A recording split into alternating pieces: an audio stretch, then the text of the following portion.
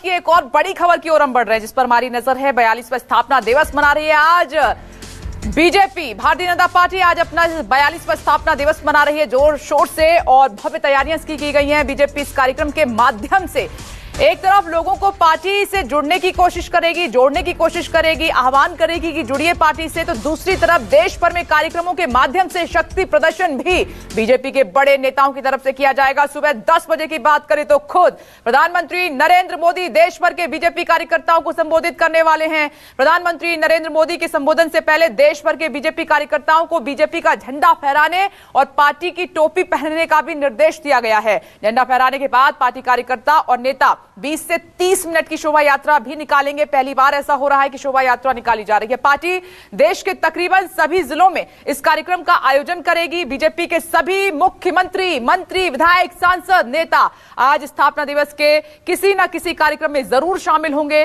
Party के राष्ट्रीय अध्यक्ष जेपी नड्डा आज खुद दिल्ली के करोल बाग से शोभा यात्रा निकालेंगे, शामिल होंगे और आम लोगों से पार्टी से जोड़ने की कोशिश करेंगे। न्यूज़ 24 की एक बड़ी टीम तैनात है इस वक्त श्रीनगर डल लेक से। राजीव रंजन आपको नजर आ रहे हैं, लगातार वो माहौल क्या है जम्मू कश्मीर से कर रहे हैं, आप देख ही रहे हैं लगातार। और दूसरी तरफ कुमार गौरव भी मेरे साथ इस वक्त मौजूद हैं दिल्ली से, और इधर लखनऊ से अशोक तिवारी लगातार बने हुए। लेकिन राजीव, मैं आपके पास आ रही हूं, आपने कवर किया है, बीजेपी को करीब से जाना है, इतिहास भी पढ़ा है। 1980 से लेकर अब तक की बात करें तो बीजेपी कितनी बदली है? विनिंग मशीन भी कहा जा रहा है बीजेपी को।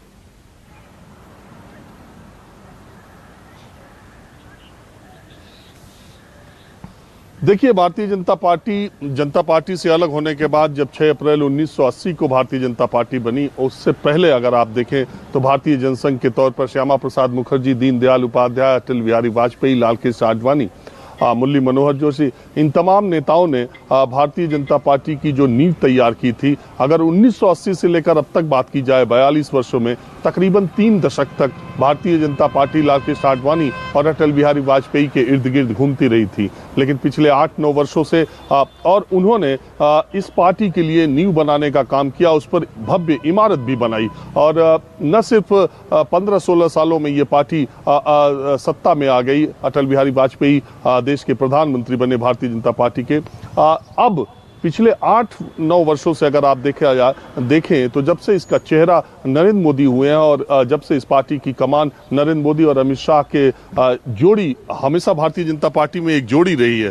तो पहले अटल आडवाणी की जोड़ी थी, अब नरेंद्र मोदी और अमित शाह की जोड़ी कहा जाता है। तो इस जोड़ी ने पिछले 8-9 वर्षों में भारतीय जनता पार्टी की जो भव्य इमारत थी उसको एक अभेद्य किले के तौर पर, जिसको जीतना बड़ा मुश्किल है, ऐसा बना दिया, एक फोर्ट बना दिया है नरेंद्र मोदी और अमित शाह ने। आज भारतीय जनता पार्टी जिस मुकाम पर है, आप अक्सर अखिल भारतीय पार्टी के तौर पर जो पार्टियां थीं वो भारतीय जनता पार्टी के इर्द गिर्द कहीं नहीं है। अगर आप देखें 1924 में भारतीय कम्युनिस्ट पार्टी का गठन हुआ था, कम्युनिस्ट पार्टी का, बाद में वो स्प्लिट हो गया, तो वो भी भाजपा से बहुत पुरानी पार्टी है। 1885 में कांग्रेस का गठन हुआ था, वो भी भारतीय जनता पार्टी से 95 साल पुरानी पार्टी है। लेकिन भारतीय जनता पार्टी ने पिछले 40-42 सालों में जो शानदार सफर तय किया है, आज उनको उनके स्थापना दिवस पर इसकी खुशी और इसके विस्तार की जो खुशी है उसको मनाने का पूरा हक है। आज भारतीय जनता पार्टी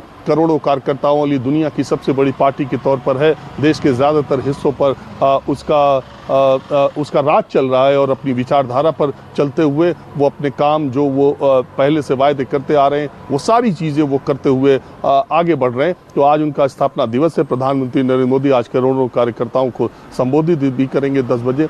तो निश्चित तौर पर इस पार्टी का अब तक का शानदार सफर रहा है और अपने विरोधी अखिल भारतीय पार्टियों को इसने पिछले 2-3-4 जितने इलेक्शन हो रहे हैं, अभी हाल ही में 4 इलेक्शन हुए, आपने देखा ही, जितने इलेक्शन हुए, खास करके विचारधारा के तौर पर अगर आप देखें तो दक्षिणपंथी पार्टी भारतीय जनता पार्टी को कहते हैं। वामपंथ से वैचारिक मतभेद या टकराव था और वामपंथ इस देश से करीब करीब सिकुड़ते हुए बस केरल तक सीमित रह गया। ये भी विचारधारा के स्तर पर भी भारतीय जनता पार्टी ने अपने राजनीतिक प्रतिद्वंदी को एक तरह से धूल चटा रखी है इन दिनों। बिल्कुल राजीव, आपने सही कहा कि 3 वोट से लेकर 300 प्लस वोट की ये पार्टी बनी और सफर बहुत रोचक रहा है। आते हैं दोबारा आपके पास, लेकिन दिल्ली लिए चलते हैं। दिल्ली में बड़ी हलचल है। कुमार गौरव, आपकी नजर है, प्रधानमंत्री 10 बजे कार्यकर्ताओं को संबोधित करेंगे, करोल बाग में मोर्चा संभाल रहे हैं, शोभा यात्रा का शुभारंभ करेंगे जेपी नड्डा, और क्या इंफॉर्मेशन?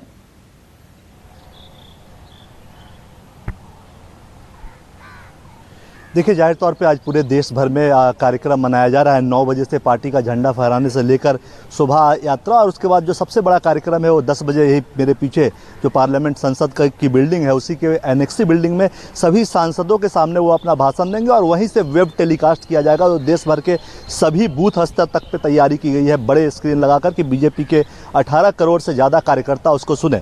और मुख्य तौर पर आज जो प्रधानमंत्री का भाषण होना है उसमें जो जैसे राजीव जी बता रहे थे कि तमाम अटल बिहारी वाजपेयी, लाल कृष्ण आडवाणी समेत तमाम नेता जो हैं उनको तो याद किया ही जाएगा। मुख्य तौर पर 1984 में जो अक्सर मजाक बीजेपी का उड़ाया जाता था और अक्सर उसका जिक्र संसद में प्रधानमंत्री और अमित शाह करते रहते हैं कि दो सांसदों की पार्टी थी और आंध्र प्रदेश से चंदू भाई जीत कर आए थे 1984 में, और ए.के. पटेल मेहसाना गुजरात से जीत कर आए थे। उन दोनों को भी आज प्रधानमंत्री अपने स्पीच के दौरान याद करेंगे। और उसी तरह से लाखों कार्यकर्ता जो आज काम कर रहे हैं ज़मीन पे, देश के 15 राज्यों में 50% से ज़्यादा वोट उन्हें अभी तक के हिसाब से मिले हैं।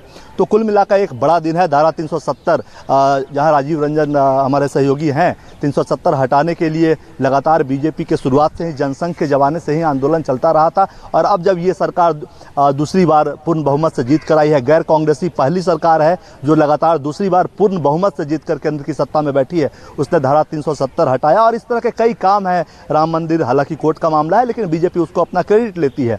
तो कई बड़े काम बीजेपी ने किए हैं और 42 साल के सफर में इतने बड़े स्तर पे अभी केंद्र में जमी हुई है, राज्यों में पैर पसार चुकी है, दुनिया की सबसे बड़ी पार्टी कही जाती है। तो आज बड़े स्तर पे कार्यक्रम है। सुबह 9 बजे से कार्यक्रम शुरू होगा। 10 से 10:45 लगभग 40-45 मिनट प्रधानमंत्री का संबोधन होगा। ओके, संबोधन पर नजर है। कुमार गौरव, नजर बनाए रखिएगा। मैं जल्दी से लखनऊ का भी रुख कर लेती हूँ। उत्तर प्रदेश में भी भव्य तैयारियां की गई हैं। अशोक,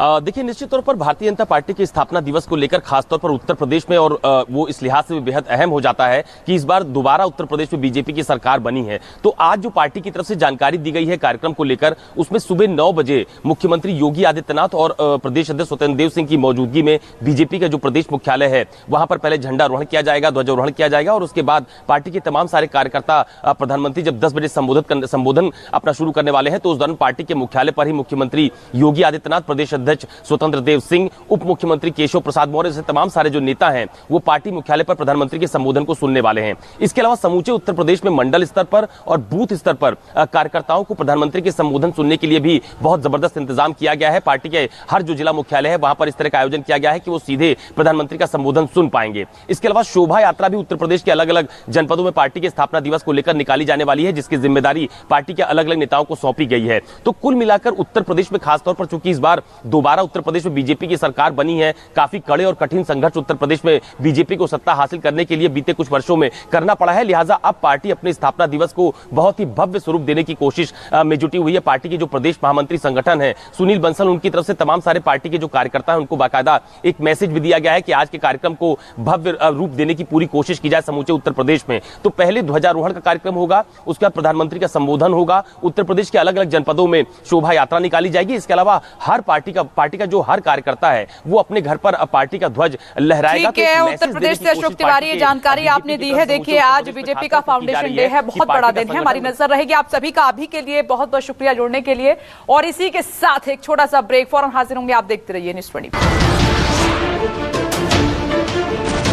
नमस्कार, मैं हूं मानक गुप्ता।